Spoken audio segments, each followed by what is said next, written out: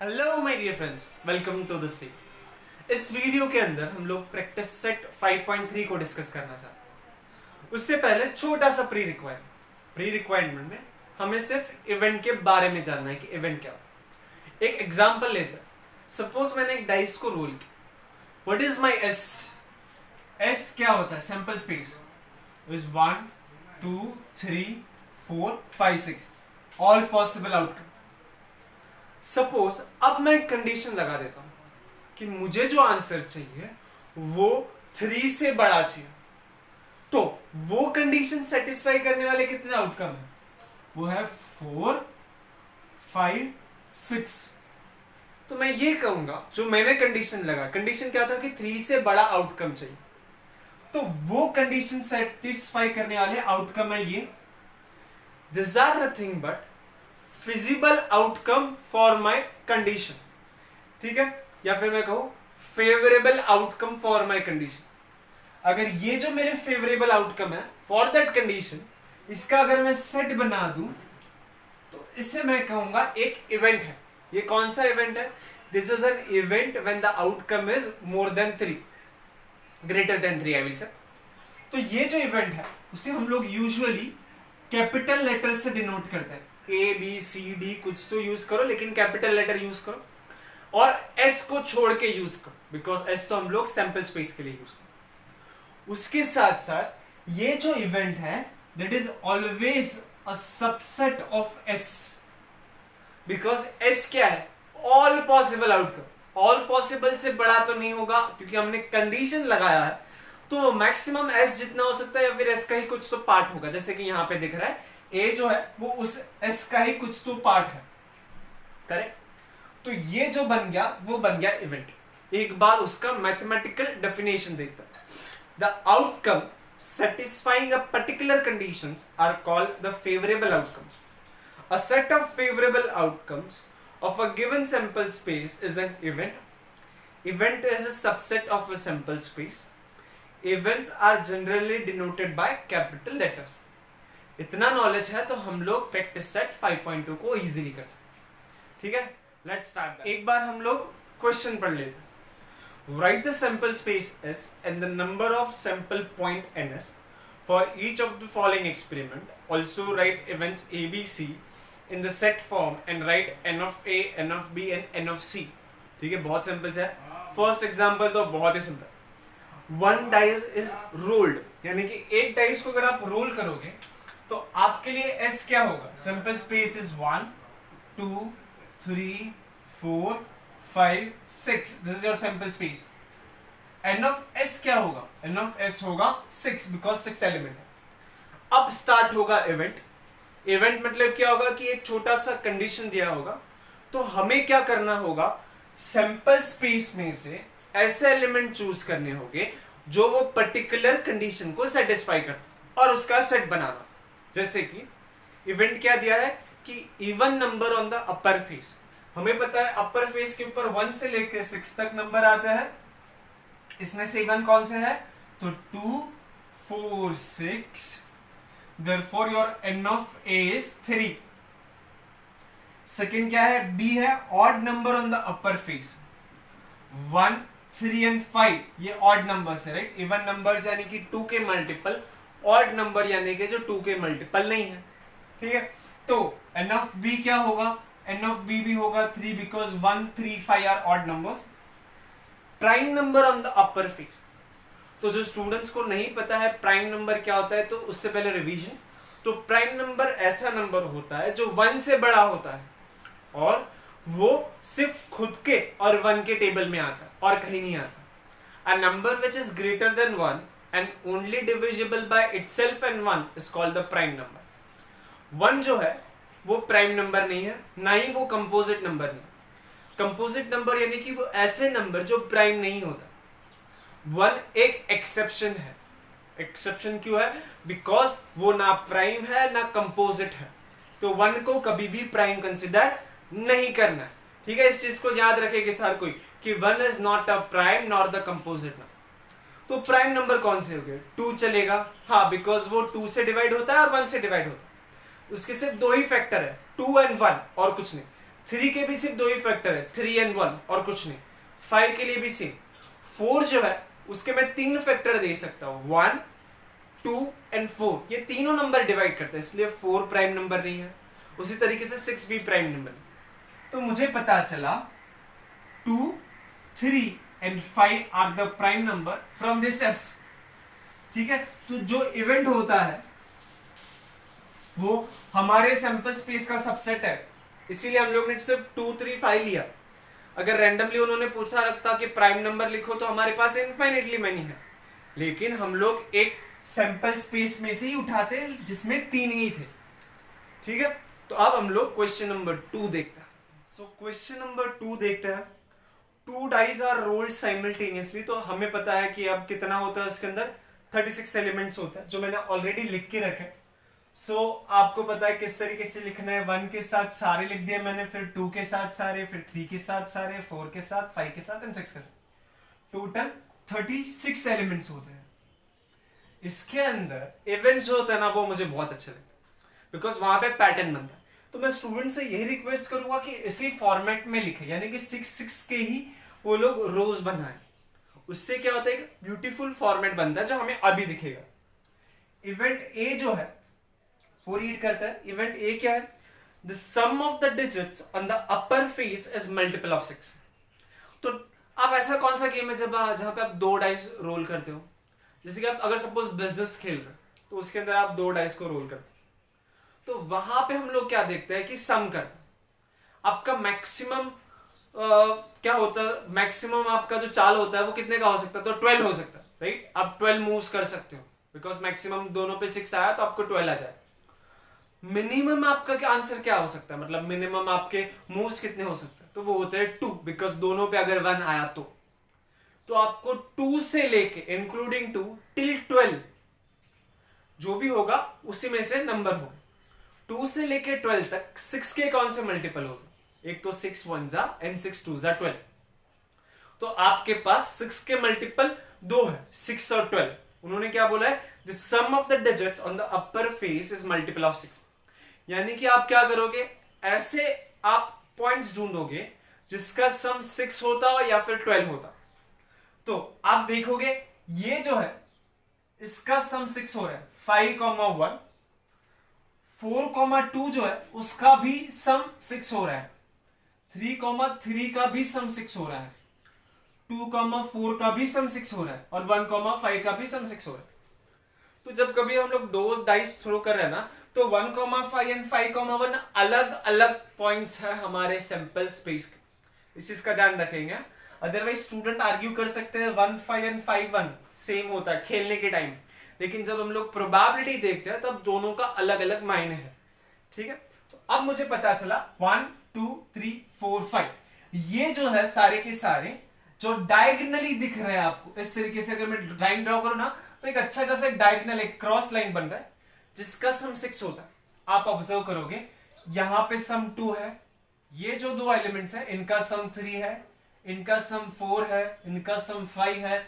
ये अभी हमने 6 तो देखा। उसके बाद जो सबसे बड़ा डायगोनल है ये वाला 6 एलिमेंट्स जो है उनका सम होगा 7, फिर ये हो गए 8 वाले, फिर ये हो गए 9 वाले, फिर 10 वाले, फिर 11 वाले, फिर एंड में 12 वाला।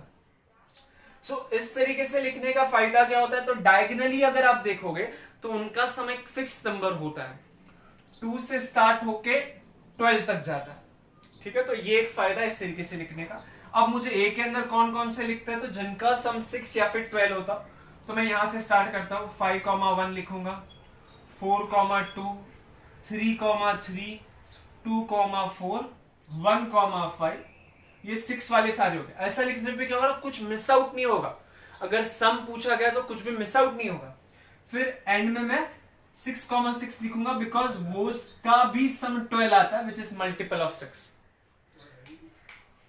एन ऑफ ए क्या होगा, 1 2 3 4 5 6। सो एन ऑफ ए हो गया 6। ठीक है, अब सेकेंड इवेंट देखते हैं। The sum of the digit on the upper face is minimum 10। Minimum answer जो होगा वो 10 होना चाहिए आपका। मिनिमम 10 होना चाहिए, मतलब कि वो 10 चलेगा 11 भी चलेगा और 12 भी चलेगा। तो स्ट्रिक्टली ग्रेटर देन नहीं बोला, मिनिमम 10 होना चाहिए, यानी कि 10, 11, 12। हमें पता है कि अगर आपने ये डायगोनल देखा तो यहां पे सम होता है 10, इस डायगोनल में सम होता है 11, और ये जो एंड वाला है वहां पे होता है 12। तो मैं ये जो लास्ट में ये जो छोटा सा ट्रायंगल बन रहा है ना, मैं उसको सिलेक्ट करूंगा। So B is an event which contains 6,4, 5,5, 4,6, ये सबका सम हो रहा है 10, फिर है 6,5, 5,6, इनका हो रहा है 11, और लास्ट में है 6,6 जहां पे होता है 12। तो ये सारे वो आउटकम्स थे जहां पे सम मिनिमम 10 होता है। कितने एलिमेंट्स मिले? तो n ऑफ b हो गया 6। ठीक है, तो ये पैटर्न का फायदा है कि हम लोग ऐसे ट्रायंगल में आंसर भी मिल जाता इजी। ओके, अब थर्ड देखते हैं। थर्ड बहुत सिंपल है, स्टूडेंट इजीली लिख सकता है। क्या है तो इसके अंदर, तो C इज एन इवेंट जब दोनों डिजिट सेम हो। दोनों डिजिट सेम कहां पे? 1,1, 2,2, 3,3, 4,4, 5,5, 6,6। सो 1,1 से आप स्टार्ट करोगे, 6,6 तक लिखोगे, 2,2, 3,3, 4,4, 5,5, 6,6 आपको पूरा लिखना है। ठीक है, n of C is equal to 6 elements है, बहुत सिंपल है। अब हम लोग देखते हैं क्वेश्चन नंबर 3। सो अब क्वेश्चन नंबर 3 रीड करते हैं। 3 कॉइन्स आर टॉस साइमल्टेनियसली। हमने ऑलरेडी प्रीवियस वीडियो में देखा था कि 3 कॉइन्स के लिए कैसे लिखते हैं सैंपल स्पेस। एक बार रिवाइज करते हैं। तो सैंपल स्पेस बनाने के लिए मैं क्या करूंगा, मैं 4 बार हेड लिखूंगा और 4 बार टेल लिख दूंगा। फिर सेकेंड पोजीशन पे 2 बार हेड, 2 बार टेल, 2 बार हेड, 2 बार टेल। ठीक है, उसके बाद अल्टरनेटिव, एक बार head tail head tail head tail head tail. So हमारा एन ऑफ एस जो हुआ वो हो गया 8। अब इवेंट ए देखते हैं। इवेंट ए है टू गेट एटलीस्ट 2 हेड्स, यानी कि जब आप 3 कॉइन्स को टॉस करते हो तो एटलीस्ट 2 में तो आपको हेड होना चाहिए, यानी कि 2 या फिर 2 से ज्यादा हेड होगा तो चलेगा। कहां पर है? ये चलेगा, 3 हेड है तो चलेगा, ये भी चलेगा, ये भी चलेगा, ये नहीं चलेगा, ये तो चल जाएगा, ये नहीं चलेगा, ये भी नहीं चलेगा, ये भी नहीं चलेगा। तो मुझे मिला ट्रिपल एच जो है वो चलेगा, एच एच टी चलेगा, एच टी एच चलेगा, टी एच एच चलेगा। ये सारे वो सारे सैंपल पॉइंट है जिसमें 2 या फिर 2 से ज्यादा एच यानी कि हेड हो। What is my n of A? My n of A is 4 because 4 elements हैं। सेकेंड इवेंट क्या है? टू गेट नो हेड, यानी कि हेड आपको चाहिए ही नहीं। आप देखोगे कि तो हर किसी के अंदर हेड है एक्सेप्ट द लास्ट वन। तो इसके अंदर तो सिर्फ एक ही एलिमेंट आया, ट्रिपल टी, और एन ऑफ बी बन गया 1। ठीक है, सी देखते हैं। To get head on the second coin, आपका जो सेकेंड कॉइन है सिर्फ वहीं पे हेड चाहिए। तो 1, 2, 3, 4, ये 4 ही ऐसी जगह थी जहां पे सेकेंड प्लेस पे हेड लिखा है हमने, यानी कि हम लोग लिखेंगे ट्रिपल एच आएगा, एच एच टी आएगा, टी एच एच आएगा, टी एच टी आएगा। सो एन ऑफ सी हो गया 4। ठीक है, नेक्स्ट हम लोग देखेंगे क्वेश्चन नंबर 4। क्वेश्चन नंबर 4 क्या है? तो 2 digit numbers are form using 0, 1, 2, 3, 4, 5 without repetition of the digits again. फिर 3 इवेंट दिया, लेकिन हमें क्या बोले कि 2 डिजिट नंबर बनाना है बाय यूजिंग 0 से लेके 5। रिपीटेशन अलाउड नहीं है, यानी कि 11, 22, 33, 44 एंड 55 नहीं लिख सकते। उसके साथ साथ एक छोटा सा नोट होगा स्टूडेंट्स के लिए, 0, 1 जो है that is same as 1 which is not a 2 digit number, यानी अब 0, 1, 0, 2, 0, 3, 0, 4 और 0, 5 नहीं लिख सकते इस केस के अंदर। ठीक है, तो क्वेश्चन को रीड करके गिवन कंडीशंस को समझ के अकॉर्डिंगली आपको हर एक एग्जांपल में थोड़ा सा दिमाग लगा के कुछ ना कुछ नया करना होता है। सो क्वेश्चन नंबर 4 के अंदर हमें एस लिखना है, तो लिखने की कोशिश करता हूं। मैं जीरो को फर्स्ट प्लेस पे नहीं रख सकता, बिकॉज अगर जीरो फर्स्ट प्लेस पे है तो 2 डिजिट नंबर नहीं बनेगा। तो मैं क्या करता हूं, 1 का हर किसी के साथ कॉम्बिनेशन लेता हूं। 1 का 0 के साथ, 1 का खुद के साथ नहीं ले सकता हूं मैं, है ना, तब तो 11 is not allowed because without repetition. So 1 to 12, फिर 13 लिख सकता हूं, 1 and 4 14, 1 and 5 15। उसी तरीके से 2 0 20, 2 को 1 के साथ लिख सकता हूं, लेकिन 2 को खुद के साथ नहीं लिख सकता हूं, लेकिन 2 3 23, 2 4 24, 2 5 25, फिर 3 0 3 1 3 2 लिख सकता हूं, 3 3 नहीं लिखूंगा, 3 4 3 5 4 0, फिर 4 1 4 2 4 3, फिर 4 4 नहीं लिखूंगा, लेकिन 4 5 लिख सकता हूं, 5 0 5 1 5 2 5 3 5 4 और 5 5 नहीं लिखूंगा। तो इस तरीके से 1 2 3 4 5 1 2 3 4 5, यानी कि ऐसा 5 और ऐसा 5, यानी कि टोटल मेरे पास 25 एलिमेंट है इनसाइड माय एस। ठीक है, 5 रोज 5 कॉलम, यानी कि 25 एलिमेंट्स है। अब ए रीड करते हैं, the number form is an even number. Even number यानी कि that must be divisible bye 2, या फिर मैं बोलूं मल्टीपल ऑफ 2। मल्टीपल ऑफ 2 कैसे पता चलता है, तो इसका जो लास्ट डिजिट है वो 0 2 4 6 या फिर 8 होता है।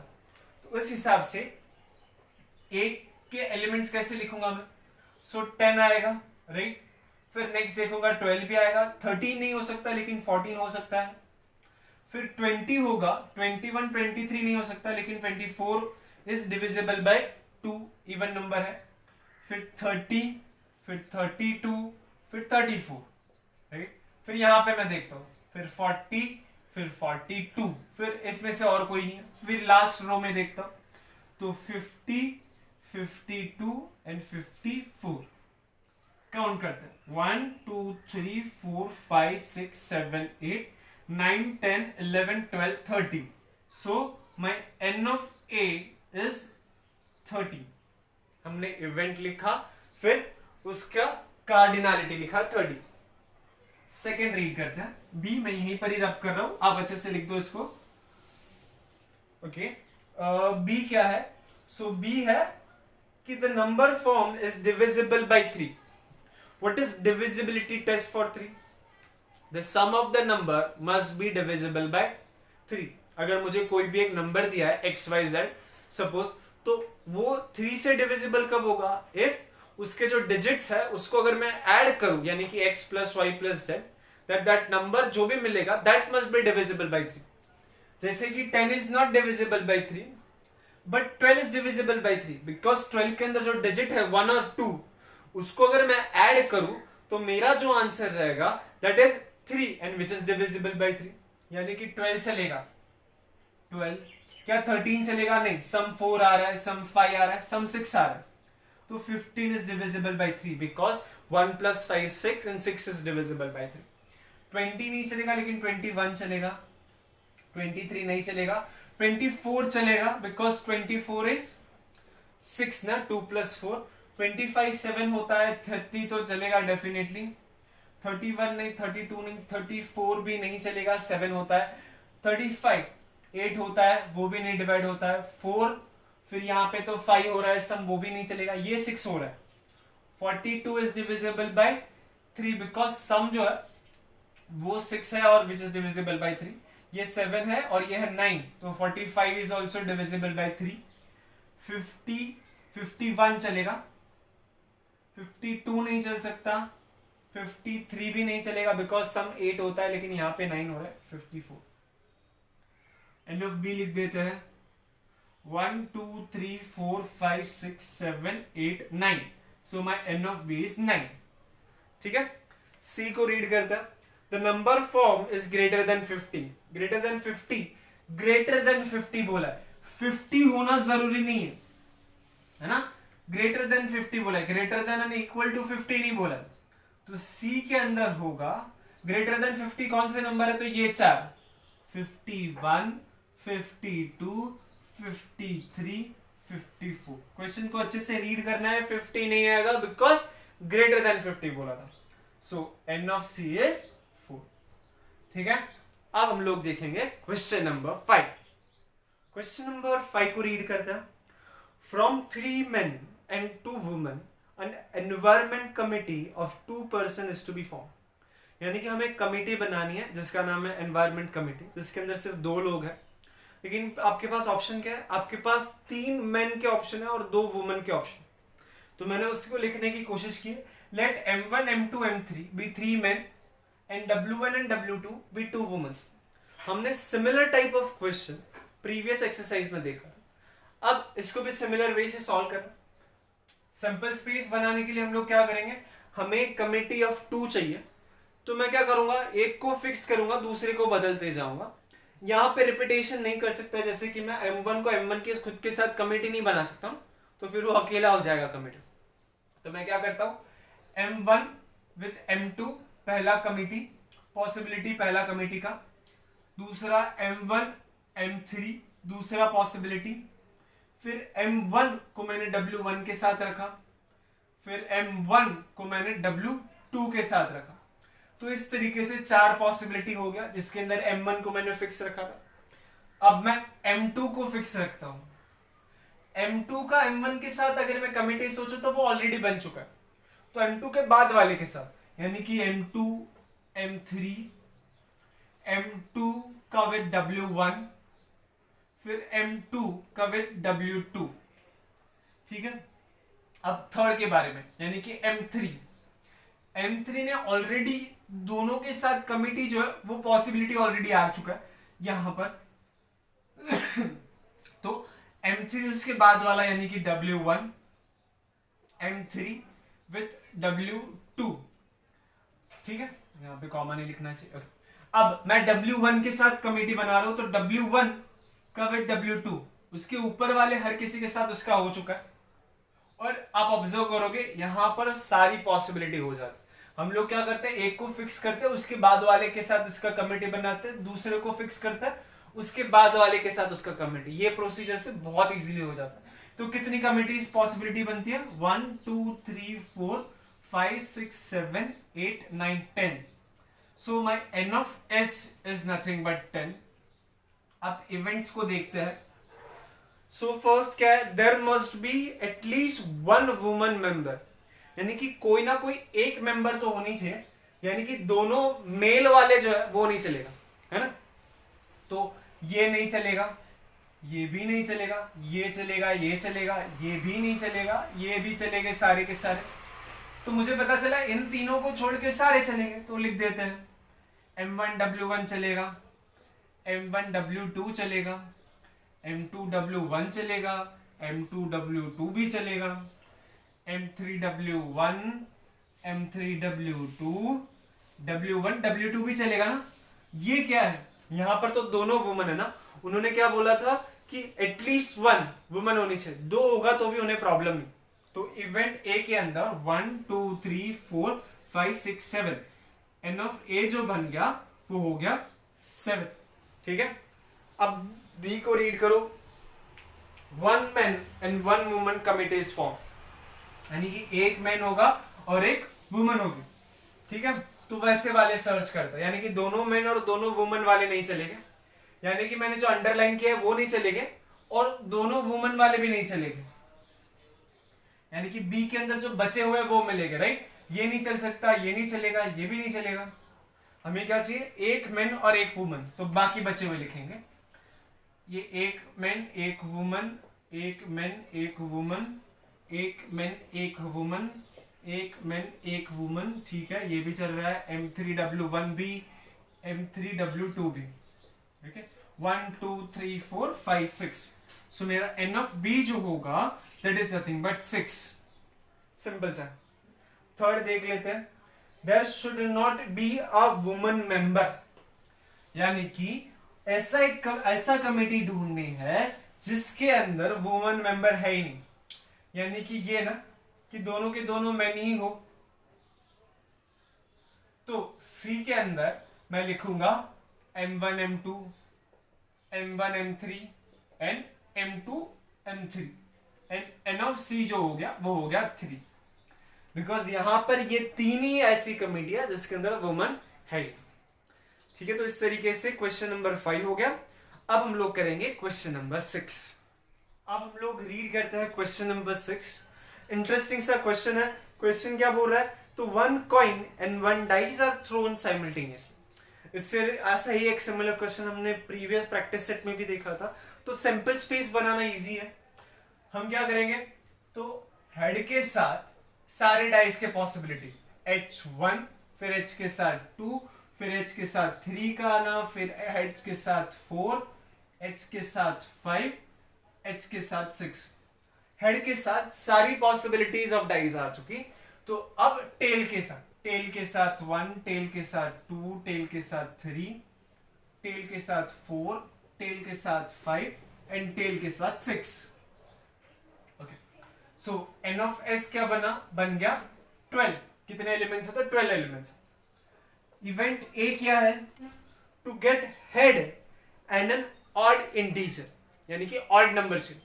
हेड मुझे ये ऊपर वाले 6 में मिलता है, उसमें से भी ऑड इंटीजर कहां पे है, तो फर्स्ट, थर्ड एंड फिफ्थ, यानी कि H,1, H,3, H,5। मेरा N ऑफ A क्या बन गया, कितने एलिमेंट्स है, तो 3 एलिमेंट है। ठीक है, 3, ये पूरा एक एलिमेंट है, तो इस तरीके से 3 एलिमेंट्स है।